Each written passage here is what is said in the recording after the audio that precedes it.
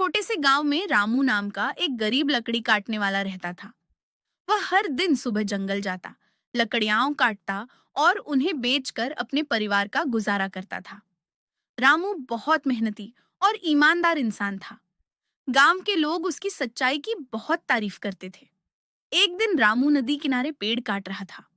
काम करते समय अचानक उसका हाथ फिसल गया और उसकी कुल्हाड़ी नदी में गिर गई।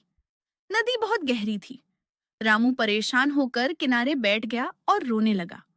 वह सोचने लगा कि अब वह काम कैसे करेगा और अपने परिवार का पेट कैसे भरेगा। तभी अचानक नदी का पानी चमकने लगा और उसमें से एक देवता प्रकट हुए। देवता ने रामू से पूछा कि वह क्यों रो रहा है। रामू ने पूरी बात सच सच बता दी। देवता नदी में गए और थोड़ी देर बाद एक सोने की कुल्हाड़ी लेकर बाहर आए। उन्होंने रामू से पूछा, क्या यह तुम्हारी कुल्हाड़ी है? रामू ने तुरंत कहा, नहीं महाराज, मेरी कुल्हाड़ी लोहे की थी।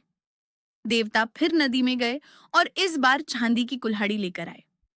उन्होंने पूछा, क्या यह तुम्हारी है? रामू ने फिर मना कर दिया। उसने कहा, नहीं महाराज, यह भी मेरी नहीं है। तीसरी बार देवता नदी में गए और इस बार लोहे की पुरानी कुल्हाड़ी लेकर लौटे। रामू अपनी कुल्हाड़ी देखकर खुश हो गया और बोला, हाँ महाराज, यही मेरी कुल्हाड़ी है। रामू की ईमानदारी देखकर देवता बहुत खुश हुए।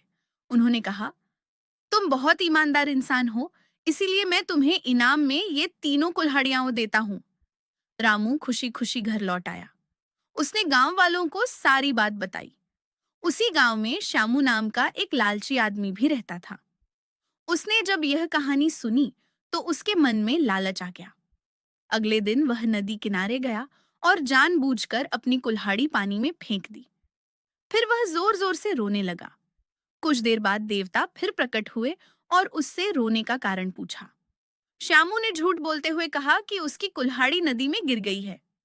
देवता नदी में गए और सोने की कुल्हाड़ी लेकर आए। जैसे ही उन्होंने पूछा कि क्या यह उसकी कुल्हाड़ी है, श्यामू तुरंत बोला, हाँ महाराज, यही मेरी कुल्हाड़ी है। देवता उसका झूठ समझ गए। वे गुस्से में बोले, तुम लालची और बेईमान हो, तुम्हें कोई इनाम नहीं मिलेगा। इतना कहकर देवता गायब हो गए और श्यामू अपनी असली कुल्हाड़ी भी हमेशा के लिए खो बैठा।